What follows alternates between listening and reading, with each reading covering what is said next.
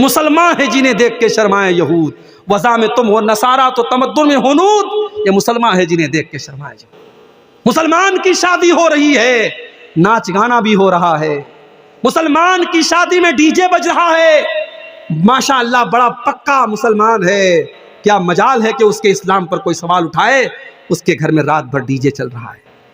तेरे नबी ने कभी बांसुरी की आवाज को अपने कानों में जाने न दिया, तेरे नबी के सहाबा ने कभी म्यूजिक को अपने घर में आने न दिया, और तू शादी के मौके पर रात भर म्यूजिक बजा रहा है और तू अपने आप को मुसलमान कह रहा है। क्या तेरा इस्लाम सिर्फ तेरी मस्जिद और तेरी नमाज तक है? तेरे शादी ब्याह में तेरे इस्लाम से कोई मतलब नहीं। मैं कहता हूं उलमा पाबंदी लगा दें, जिसके घर में शादी में डीजे बजेगा, नाच गाना होगा, सारे उलमा मिल करके ये तय कर ले उसके घर में हम निकाह नहीं पढ़ाएंगे, उसकी शादी में हम नहीं जाएंगे। लोगों के दिमाग सही हो जाएंगे, जाएं पढ़ाएं, खुद अपना निकाह पढ़ाएं। उलमा मना करते हम ऐसी शादियों में नहीं जाएंगे। शादी हमारी कैसी हो रही है मेरे भाई, माशाअल्लाह बाप के चेहरे पर शरई दाढ़ी है, माथे पर सज्जे का निशान है, शादी में अपनी जवान बेटी को लेके गया है, कार से निकला, जवान बेटी साड़ी पहन करके और गाउन पहन करके निकली है, उसका पूरा आधा शरीर ढका है और आधा शरीर नजर आ रहा है, और सारे लोग उसकी लड़की को देख रहे हैं और बाप को कोई फर्क नहीं पड़ता है। साहब फैशन का जमाना है, शादी के मौके पर मेरी लड़की तो हूर बन के आई है, मेरी लड़की जो चाहे पहने, क्या फर्क पड़ता है।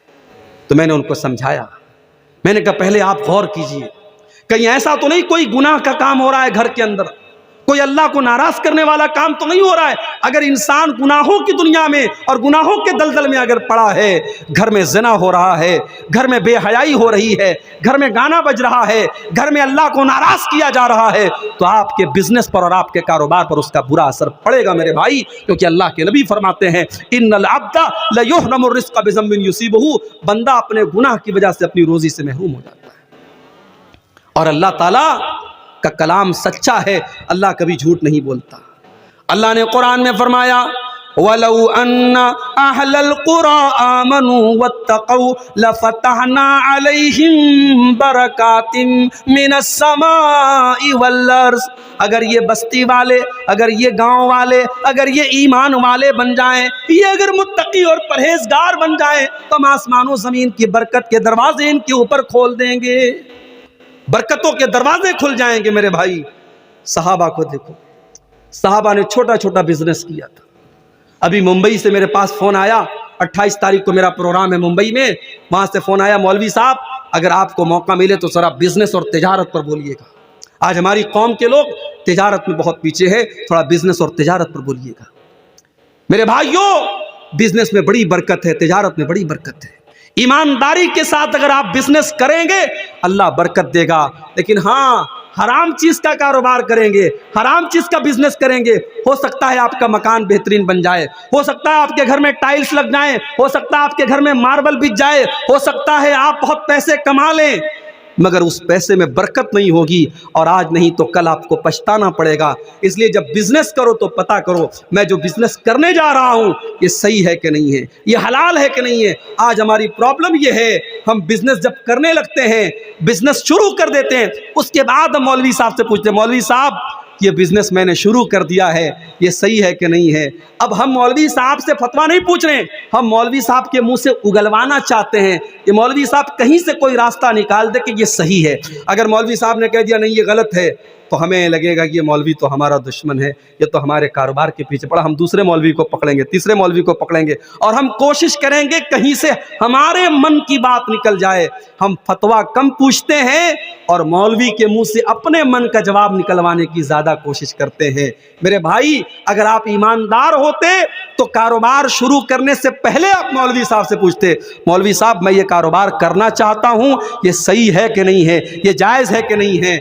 इसीलिए हज़रत उमर फारूक जब मदीना के मार्केट में जाते थे तो सहाबा से कहते थे हमारे मार्केट में वही कारोबार करेगा जो हलाल हराम को जानता है, जो जायज़ नाजायज़ को जानता है, जो सही और गलत को जानता है, वही कारोबार करेगा, हर कोई कारोबार न करे। मेरे भाई कारोबार में बड़ी बरकत दी है अल्लाह ताला ने। जब अल्लाह के नबी मदीना पहुंचे, बड़े गौर से सुनना मेरे भाइयों, जब अल्लाह के नबी मदीना पहुंचे, आपको पता था मक्का के मुहाजिर बेचारे बेसहारा हैं, उनके पास अभी कोई बिजनेस नहीं है, उनके पास अभी कोई घर नहीं है।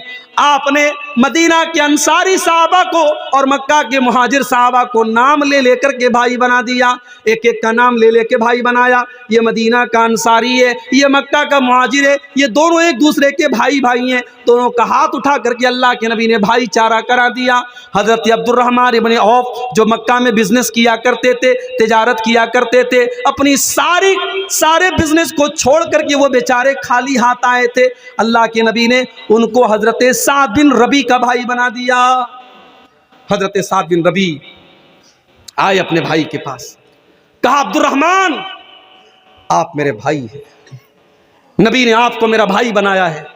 आए अब्दुर्रहमान ये मेरा घर है, आज से मैं 2 हिस्से कर देता हूं, आधा आप ले लीजिए आधा मैं ले लेता।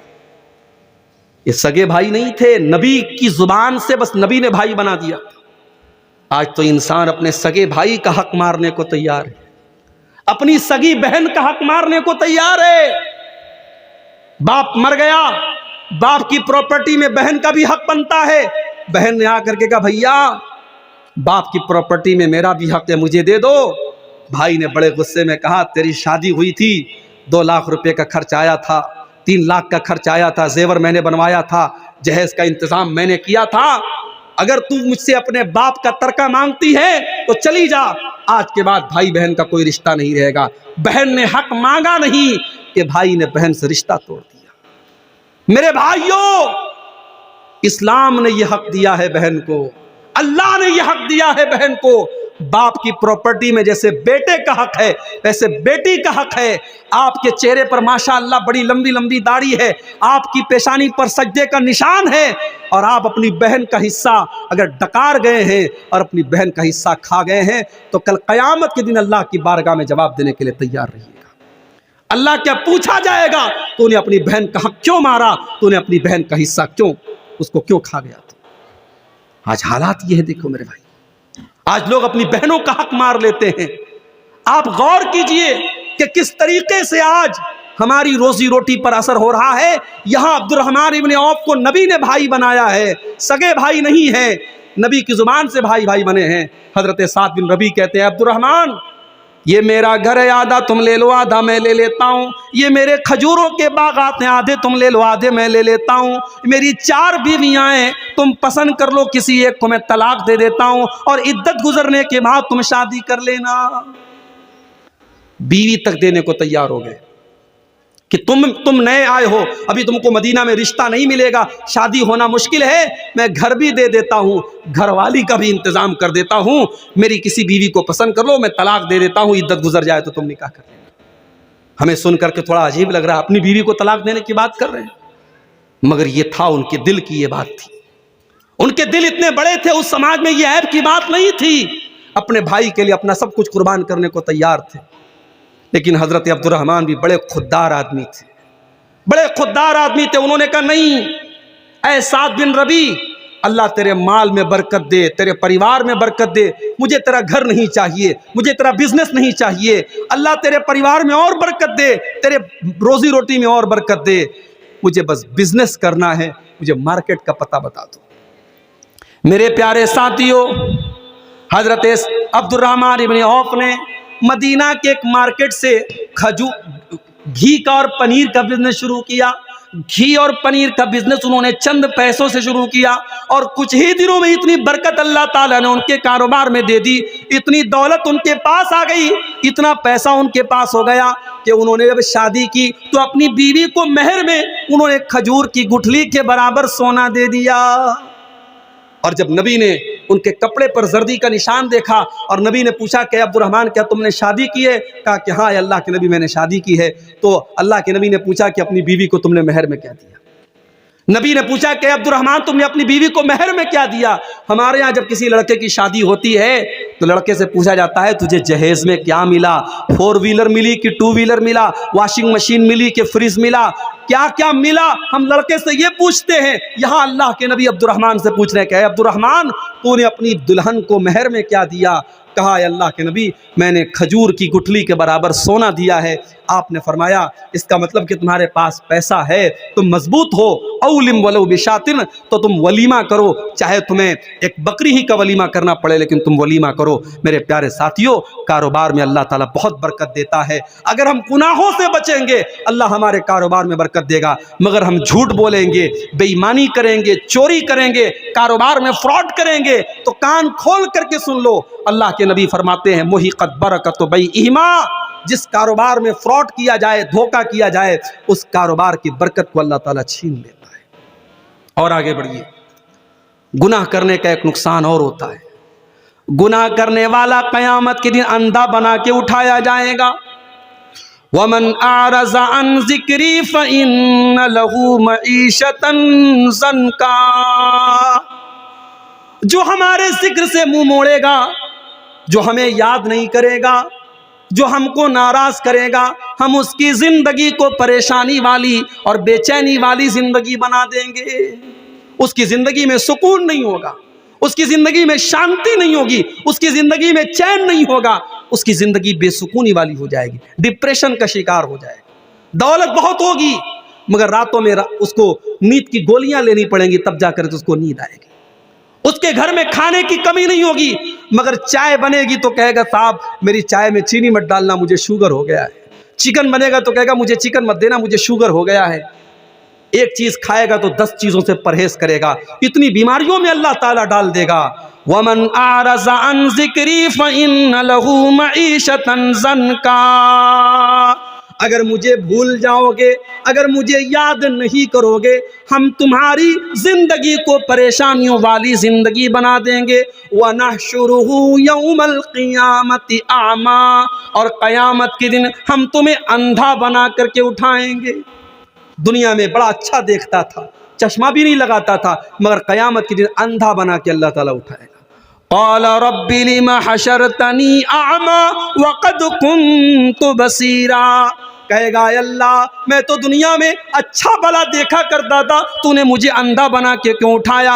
अल्लाह फरमाएगा कज़ालिका अततका आयातुना फनसीतहा व कज़ालिकल यौम तुनसा, मेरे बंदे तू हमारी आयतों को देख करके इग्नोर कर देता था, नज़रअंदाज कर देता था, आज हम तुझे इग्नोर कर देंगे, नज़रअंदाज कर देंगे। तो गुनाहों के ये नुकसानात है मेरे भाई। अब आइए हम तकरीर के दूसरे पार्ट की तरफ आते हैं। वो कौन से गुनाह हैं जिनको शरीयत ने बड़े बड़े गुनाह करार दिया है। अल्लाह के नबी के पास एक सहाबी आए, कहा अल्लाह के नबी अय्यु ज़ंबी आज़म, सबसे बड़ा गुनाह क्या है, सबसे बड़ा गुनाह क्या है। आपने फरमाया अंत जाल लिल्लाहि निद्दन व हुवा खलक़क, सबसे बड़ा गुनाह यह है कि तुम अल्लाह के बराबर किसी को ठहराओ।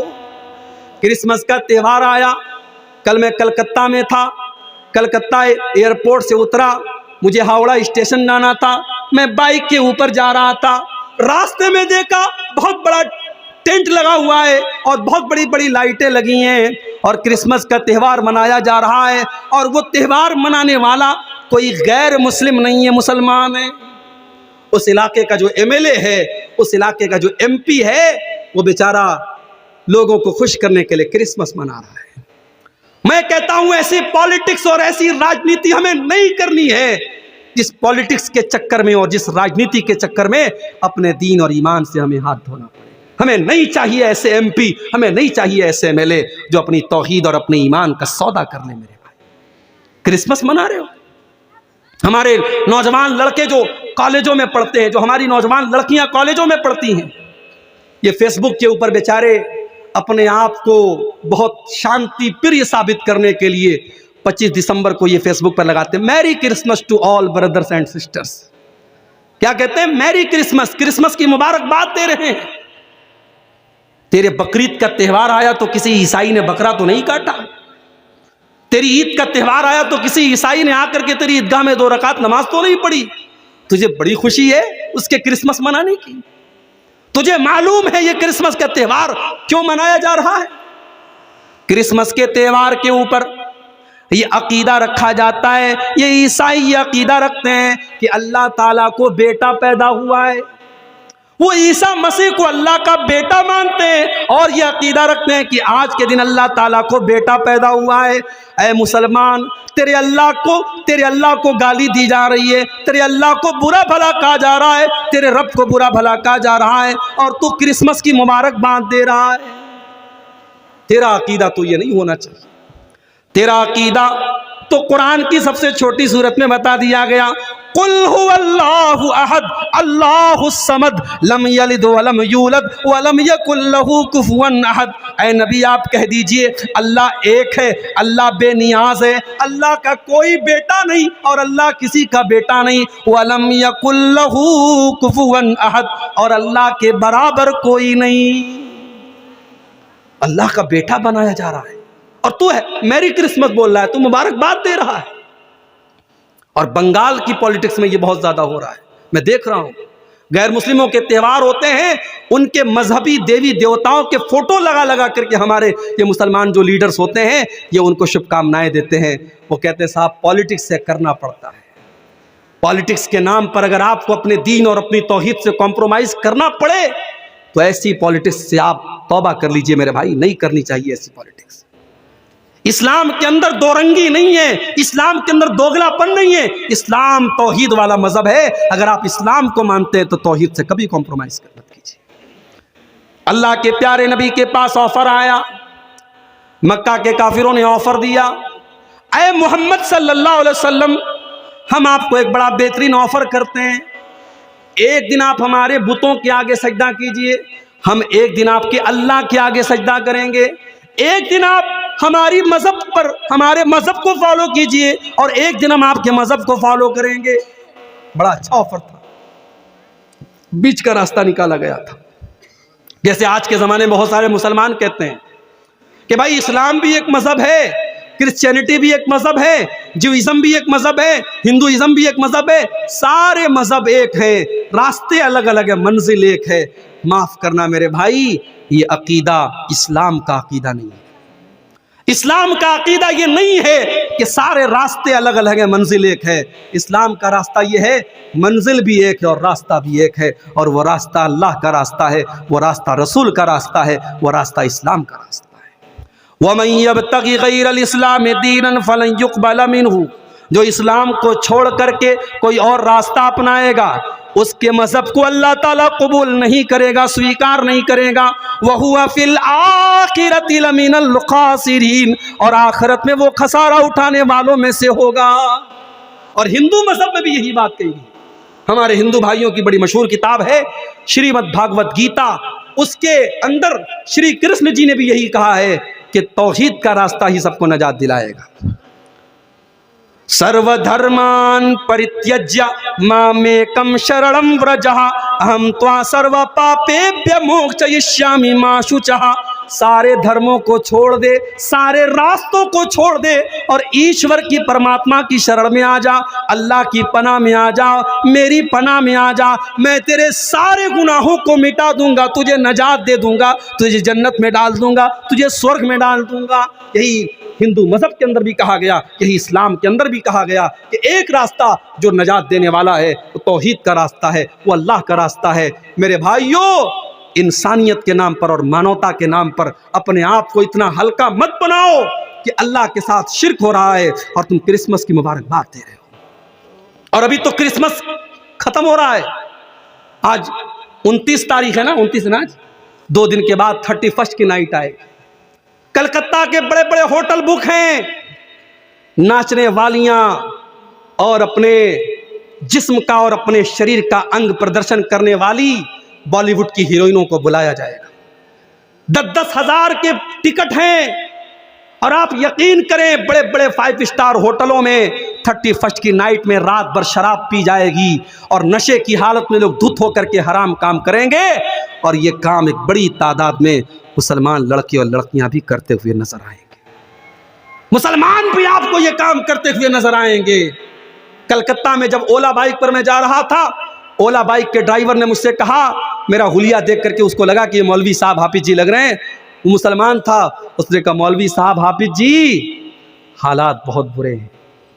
उसने कहा, संडे के दिन रात में हम लोग जब बाइक लेकर निकलते हैं, नशे की हालत में बिल्कुल ठल्ली होकर के, बिल्कुल धुत होकर के जवान लड़कियां आती हैं। उनके बाप को कोई परवाह नहीं कि हमारी लड़की कहाँ गई है, उनकी माँ को कोई परवाह नहीं हमारी जवान लड़की कहाँ गई है।